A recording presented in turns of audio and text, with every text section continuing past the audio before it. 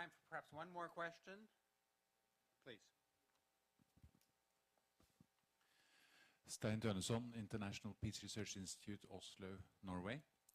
I think I would like to express disagreement with what Professor Baker just said about depersonalizing history.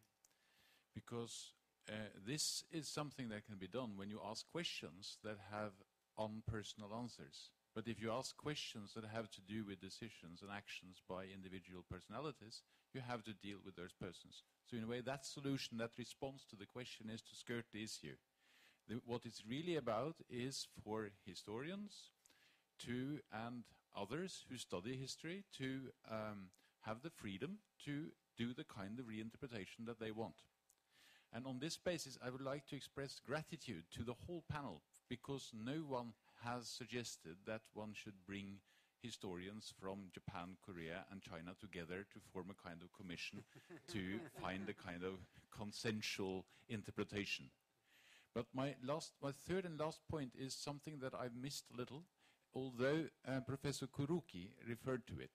This is perhaps a very traditional and conservative point, but that's respect for the fact that one of the role of academics, historians, is to engage with the public to make sure that you get the facts right. I'm not now saying that there is one factual interpretation that is right, but I'm saying that interpretations are based on facts that must be right, and you must have access to archives and the sources for the kind of history that you write. And that, I think, is also a victim. This respect for the fact is a victim both of political pressures and of the tendency to disregard the importance of historical facts. Thank you. Would someone like to respond?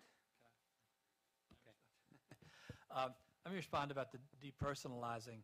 I mentioned in my written paper that I was in Gwangju in 1980, and I saw General Chen Duhuan order troops to kill unarmed civilians.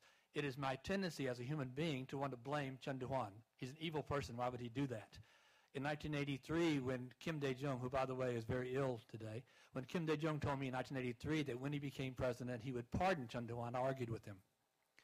But now I realize, I don't like Chen Duhuan still personally, but as an historian, I should look at why would someone like Chen Duhuan rise to power and attack the city of Gwangju. It wasn't simply Chen Duhuan. There had been discrimination against that part of Korea for decades beforehand. Why? How was he able to rise to power? What kind of impersonal forces allowed a man like him to rise to power and then attack the fifth largest city in Korea without the rest of the country protesting? So it's not just one person. It feels good emotionally to blame Chen Duhuan. I have to try to move beyond that, to try to find out, put it in a broader picture. How did this happen to the poor innocent people of Gwangju?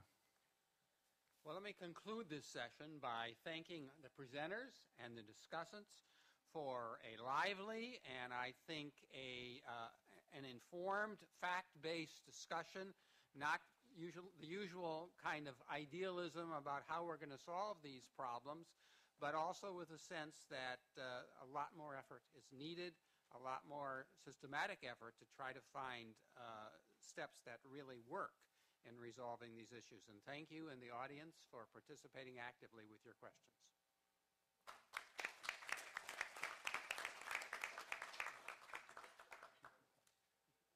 Did you see the article in the paper this morning about An Jung-geun? I didn't see today's paper, no. In Harbin, they're building memorials to him. Well, that's been a problem for a while. The Chinese, they're trying to focus on Japan, and rather than talk about